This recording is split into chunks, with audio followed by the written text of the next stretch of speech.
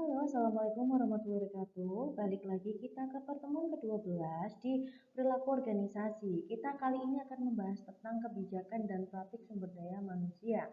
Nah, ini akan secara lebih spesifiknya kita akan temui ini atau dibahas lagi di manajemen sumber daya manusia. Nah, oke. Sekarang kita akan ngomongin terkait dengan kinerja gitu ya, teman-teman. Agendanya kita akan membahas mulai dari awal karena ini akan aplikasi SDM, gitu kita akan melihat rekrutmen secara belum spesifik ya, secara gambaran besar. Kemudian kita masuk ke seleksi dan selanjutnya kita masuk ke orientasi.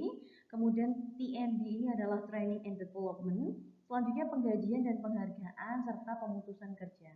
Mungkin untuk pemutusan kerja tidak akan kita bahas kali ini karena itu akan menjadi sebuah apa ya, program-program khusus yang akan dibahas di dalam manajemen sumber daya manusia. Maka kali ini kita akan membahas secara lebih detail terkait tentang kinerja. Karena di setiap ini ya teman-teman itu akan berhubungan dengan kinerja di dalam sebuah sumber daya manusia. Oke, next lanjut. Oke, di sini kita bisa lihat ya, rekrutmen ini terdiri dari kandidat, karir, kemudian CV, ada employee, ada application, ada interview, ada search, ada skill. Kenapa sih kok muncul hal seperti ini di dalam rekrutmen? Pertama, kita membutuhkan kandidat, maka kita akan lihat bahwa karir seperti apa nih ya yang dibutuhkan oleh kandidat ini untuk masuk ke dalam perusahaan. Itu yang harus dipahami ketika kita akan membuka yang namanya rekrutmen. Selanjutnya, kita akan melihat di CV dan application-nya seperti apa sih. Ketika sudah lolos nih dalam tahap pencarian itu, gitu ya, tahap pencarian kandidat ini, maka kita harus pastikan apa namanya, employee atau pekerja ini bisa diinterview dan memiliki skill yang tepat dan sesuai dengan apa yang dicantumkan di dalam CV maupun aplikasi. Nah, di sini akhirnya muncullah seorang employee atau karyawan yang akan diharapkan menjadi anggota perusahaan. Oke, ketika ini kita melihat di rekrutmen trends ya teman-teman. Di sini ada sistem-sistem yang menjadi tren di dalam rekrutmen. Yang pertama adalah employer branding, kemudian yang kedua candidate experience, kemudian social media recruiting dan HR technology. Di sini, nah kita bisa lihat nih, employer branding dimulai dari your previous employer or company determines your next company. Jadi di sini kita melihat bahwa uh, apa ini namanya, pekerja ini sudah pernah bekerja di mana sih sebelumnya atau menjadi misal karena kita kan ngomongin tenaga profesional. Contoh yang menjadi tenaga profesional salah satunya mungkin bisa saya ambil dosen begitu ya. Nah, dosen di sini bisa menjadi employer branding dengan profesi menjadi dosen seperti itu. Nah, di sana maka akan tergambar bahwa oh ternyata apa namanya Bu Kartika ini dulu pernah bekerja sebagai profesional di dalam dunia pengajaran. Nah, maka di dalam sana akan terbranding atau terlihat bahwa oh, Bu Kartika ini cocok nih di bagian sumber daya manusia yang berkaitan dengan pelatihan dan pengembangan karena sudah terbiasa untuk memberikan materi-materi terkait dengan sumber daya manusia dan pengembangannya. Nah, itu menjadi salah satu bentuk employer branding. Selanjutnya adalah candidate experience. Di sini human resource itu memberikan keputusan bahwa rekrutmen itu terlihat atau berkaitan dengan apa namanya, experience itu pengalaman dari kandidat. Nah, di sini berarti mereka memiliki syarat biasanya minimal 1 year in uh, itu yang sama, apa pekerjaan yang sama. Nah, di situ disebutkan dengan candidate experience. Nah, ini bersering banget diminta nih ya, ketika memang sudah ada kandidat experience atau dilihat dari pengalaman kerjanya, maka dia akan apa ya, akan dicantumkan juga bahwa sudah boleh menikah atau kemudian eh, apa namanya minimal maksimalnya itu diperpanjang gitu kayak 35 tahun atau something. Jadi karena dia meminta untuk ada pengalaman di dalam sana. Nah, selanjutnya sosial media recruiting di mana sosial media ini termasuk dalam LinkedIn, kemudian berbagai macam ya sebenarnya sekarang ada Kaliber, kemudian ada Slick dan segala macamnya. Di situ bisa menjadi sebuah atau job seeker gitu ya mungkin. Nah, di situ bisa menjadi salah satu bentuk sosial media recruiting karena ada beberapa perusahaan, contohnya Bank BNI ya teman-teman ya, bagian ODP atau yang akan masuk ke bagian manajerial, di sana langsung berkaitan atau application-nya itu masuk langsung di Caliber gitu. Itu salah satu contoh penggunaannya. Nah, selanjutnya ada HR teknologi di mana membantu human resource ini untuk bekerja semaksimal mungkin untuk mengcollecting atau mengumpulkan dan men-screening potensial kandidat automatically. Nah, di situ akan melihat atau teknologi ini akan membantu ya. Bukan dengan sosial media tapi dia punya lamannya sendiri. Contohnya misal Telkom.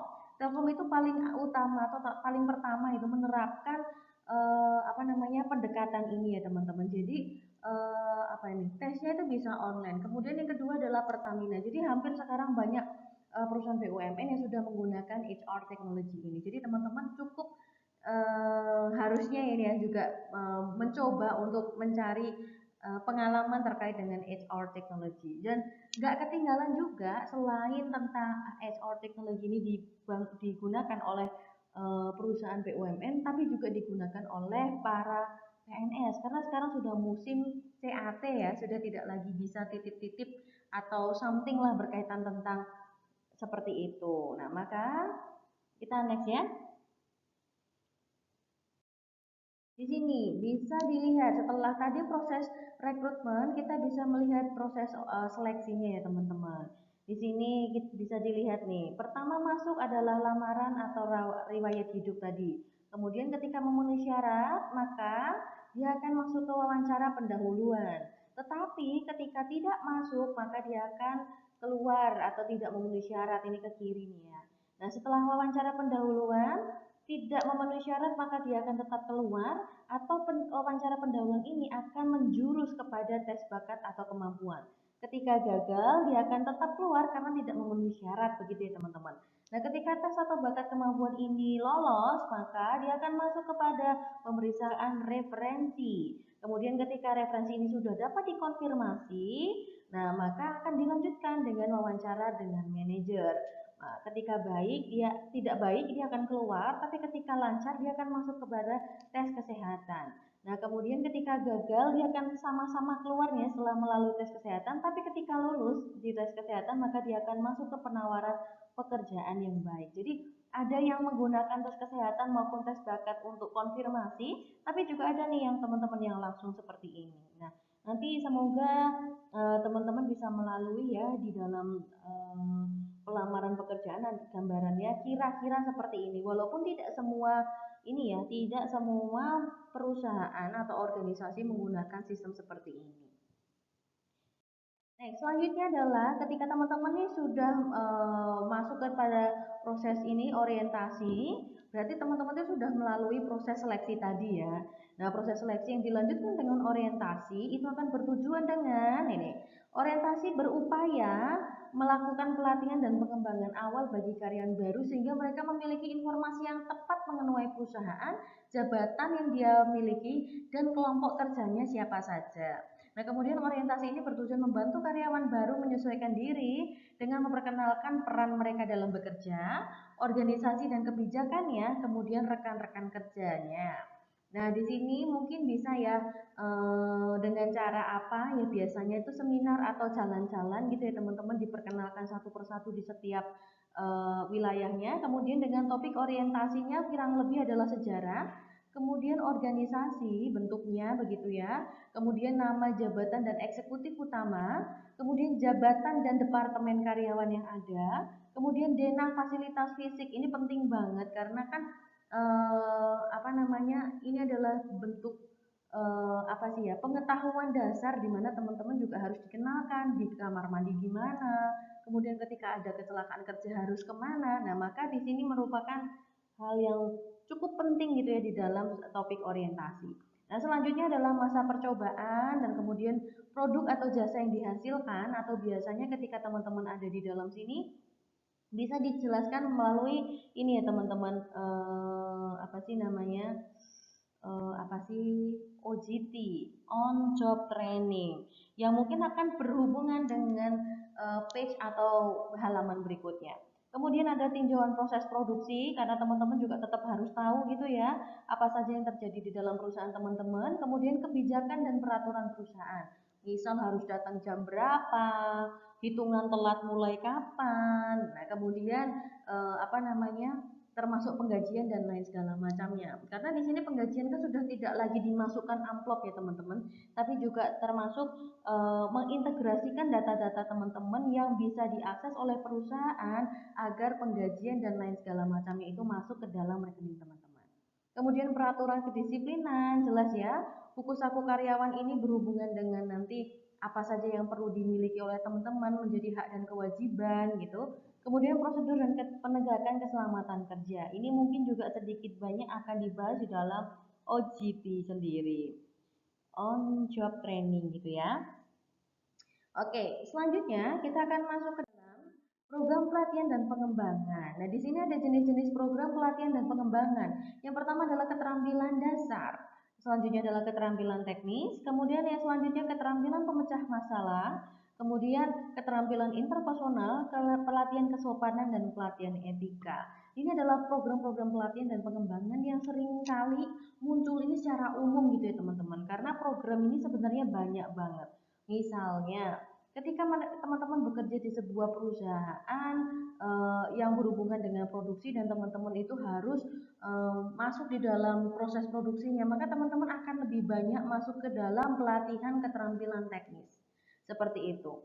Sedangkan ketika teman-teman ini sudah menjadi, kalau misalnya di dalam jabatan itu sudah on job training atau kemudian akan diarahkan menjadi ODP atau orang-orang yang akan mengambil kebijakan, maka teman-teman akan diberikan pelatihan seperti ini, pelatihan keterampilan pemecahan masalah. Karena di sini ada cara penghitungan resiko, kemudian cara pengambilan keputusan itu akan seperti apa saja. Nah, ini akan menjadi sebuah keterampilan yang harus dipelajari juga. Jadi kalau misalnya teman-teman dengar ada beberapa teman-teman ya teman-teman besok ini menjadi salah satu bagian di manajerial, maka mereka pasti sudah ada di dalam pelatihan ini. Gitu. Kemudian selanjutnya kalau keterampilan interpersonal ini jarang ya, cukup jarang kesopanan dan etika karena ini sebenarnya bisa dipelajari secara otodidak. Nah, yang penting adalah di keterampilan dasar, kemudian keterampilan teknis dan keterampilan pemecahan masalah. Selanjutnya, nah di sini karena kita ngomongin terkait tentang kinerja, maka kita akan melakukan yang namanya evaluasi. Nah, di sini evaluasinya ternyata kinerja itu tidak hanya dievaluasi saat bekerja, tapi ternyata saat pelatihan pun dilihat apakah pelatihan itu efektif atau tidak efektif. Nah, di sini kita bisa melihat mengacu dalam kepuasan pada level tertentu, manfaat pengetahuan di tempat kerja, perubahan perilaku dan keberhasilan pelatihan tergantung dari individu. Nah, kita lihat setiap individu itu kan pasti memiliki reaksi ya, teman-teman.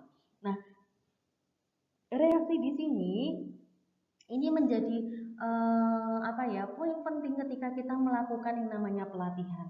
Kadang ada yang namanya pelatihan atau pengembangan dasar, tapi teman-teman tidak memberikan respon apapun, maka teman-teman masuk ke dalam reaksi yang cukup rendah gitu ya. Sama halnya ketika di dalam kelas nih ya, mohon maaf saya bahas terus, tapi memang ini perlu menjadi poin penting yang harus dipelajari teman-teman adalah reaksi ketika sedang melakukan pelatihan. Karena kalau pelatihan diem saja itu cukup berbahaya. Karena apa? Karena tidak bisa melewati fase pertama dari keefektifan dalam belajar maupun dalam pelatihan. Dan ini efeknya tidak hanya di dalam dunia belajar saat ini, tapi juga masuk ke dalam efektivitas besok ketika bekerja. Apakah teman-teman besok nggak malu ketika bekerja, kemudian teman-teman ketika melakukan pelatihan ini tidak memberikan reaksi apapun kepada perusahaan? Itu kan aneh ya, berarti ada sesuatu yang salah di dalam pola proses pembelajaran teman-teman. Kemudian selanjutnya adalah learning. Ketika ada reaksi, maka akan ada proses belajar. Nah, proses belajar di sini ini yang juga menentukan ya teman-teman, apakah reaksi yang diberikan teman-teman itu sesuai dengan pembelajaran yang diharapkan. Nah, di sini ketika learning yang diharapkan itu bisa tertanam, maka akan muncul di behavior atau di tindak tanduk teman-teman. Nah, ini kan bisa dilihat dari sikapnya teman-teman gitu ya. Apakah masih diem saja? Adakah perubahan? Kalau tidak ada perubahan, berarti di result ini menunjukkan bahwa pelatihan tidak efektif seperti itu. Nah, ini tolong juga dipelajari ya. Ketika teman-teman nanti akan melakukan pembelajaran di dalam kelas, apakah teman-teman sudah mencakup ini semua? Nah, ini yang cukup berbahaya ketika teman-teman bahkan memberikan reaksi pun tidak. Bagaimana kita bisa lompat ke proses selanjutnya yang ngomong tentang pembelajaran atau pembentukan perilaku. Nah, di situ ya, tolong nih teman-teman pembelajaran ini dilihat tidak hanya penting untuk dunia belajar saat ini, tapi juga ternyata penting teman-teman untuk di dunia kerja esok nanti. Jadi dibiasakan mulai sekarang. Semoga di semester depan itu teman-teman bisa lebih aktif gitu ya untuk masuk ke dalam pelatihan atau proses-proses ini. Oke, next kita lanjutkan. Nah, di sini evaluasi. Sebenarnya apa sih yang dievaluasi? Kita lihat apa sih yang dievaluasi? Yang dievaluasi itu banyak. Kinerja itu bisa berbagai macam hal bisa menjadi evaluasi. Yang penting itu adalah kinerjanya. Kemudian mengapa harus dievaluasi? Karena produktivitas ini menjadi pokok penting ketika teman-teman bekerja. Jadi ketika tidak produktif, teman-teman lebih suka nganggur, maka akan dikabulkan pengangguran itu oleh perusahaan. Ya sudah, jangan berangkat lagi besok. Kita akan terminasi atau kita berikan pemutusan kerja untuk teman-teman. Apakah hal seperti itu diharapkan? Kan tidak. Maka teman-teman harus sangat concern terhadap evaluasi ini. Ya, nah, kemudian siapa yang dievaluasi? Nah, sebagai kita, ketika kita menjadi pekerja, maka evaluasi ini adalah digunakan untuk kita. Tapi ketika selain kita gitu ya, itu ada juga organisasi. Nah, tapi evaluasi ini ketika teman-teman nanti menjadi manajer sumber daya manusia, maka yang akan dilakukan teman-teman akan mengevaluasi dari berbagai macam bentuk organisasi atau model organisasi untuk menjadi lebih baik. Nah, kemudian kapan dievaluasi? Evaluasi bisa dilakukan secara berkala. Bisa ketika itu evaluasi terkait tentang kinerja, maka kita bisa evaluasi tiap bulanan. Misalnya nih kayak ketika kita kerja jadi sales, maka evaluasi yang dilakukan adalah bulanan. Karena apa? Karena harapannya bisa mendapatkan insentif kan. Nah, maka evaluasi ini pasti dilakukan secara berkala dan selalu tepat gitu ya waktunya. Karena apa? Karena akan berhubungan dengan insentif atau penerimaan gaji di bulan saat itu. Kemudian caranya banyak banget. Apa saja sih caranya? Ada Six Sigma atau ada kuesioner atau ada checklist-checklist pencapaian produktivitas yang teman-teman lakukan. Nah, di ini kalau cara ini tergantung ya. Nanti kita akan pelajari lebih lanjut di manajemen sumber daya manusia. Kemudian ditanya di mana sih evaluasi terjadi? Evaluasi terjadi itu di setiap kinerja yang teman-teman lakukan. Nah, inilah pentingnya teman-teman mengetahui bahwa pola evaluasi ini menjadi penting untuk diketahui teman-teman ketika berada di dalam sebuah organisasi seperti itu. Oke, selanjutnya adalah ini tentang evaluasi kinerja. Jadi ada nih tentang kinerja tugas, ada kinerja tentang kewargaan atau bagaimana involvement teman-teman di dalam dunia kerja. Kemudian kontrak produktivitas ini adalah ngomongin terkait kalau teman-teman tidak produktivitas itu akan seperti apa.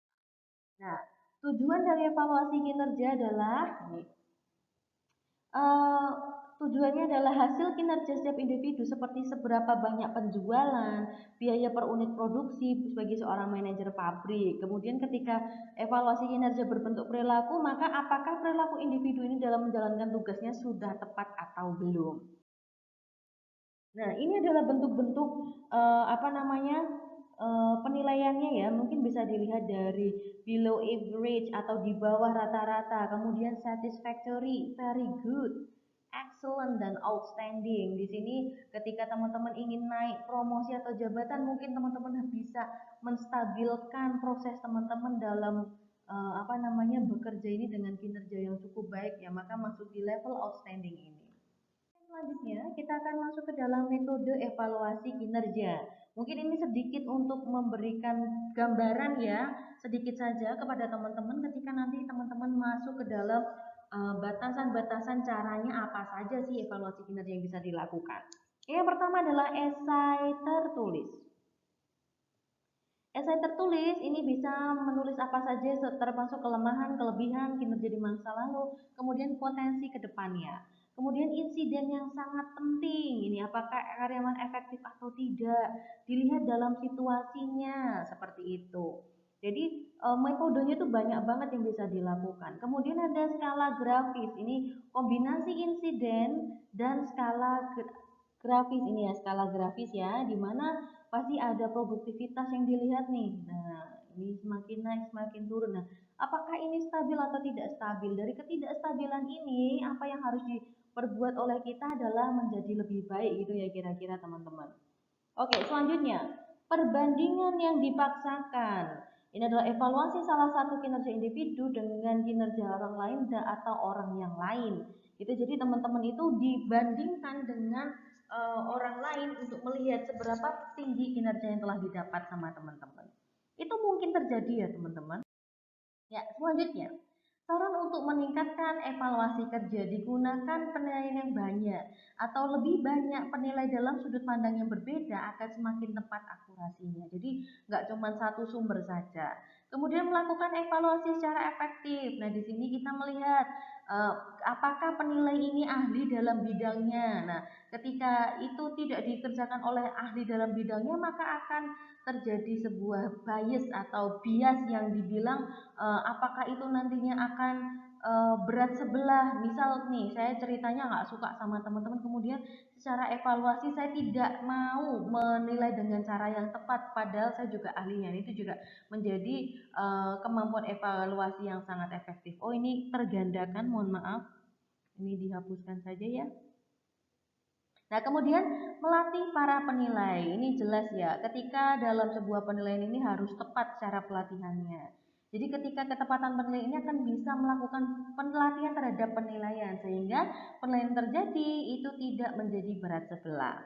Kemudian memberikan karyawan dengan proses hukum. Wah, ini cukup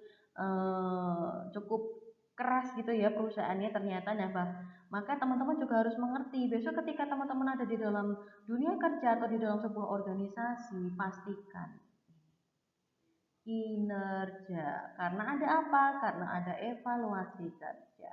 Kurang lebih seperti itu teman-teman. Nah, di sini umpan balik ini termasuk adalah ketika teman-teman sudah dinilai kinerjanya apakah gitu, apakah apa namanya teman-teman bisa melakukan tindakan yang lebih baik gitu ya, menjadi lebih baik setelah di proses penilaian atau menjadi semangatnya menurun gitu ya kan, itu tergantung. Nah, teman-teman harus sekiranya teman-teman sebisa mungkin untuk terus menjadi lebih baik gitu ya. Agar apa? Agar umpan balik yang didapatkan oleh perusahaan pun tidak menjadi sebuah hal yang sia-sia. Seperti itu kira-kira teman.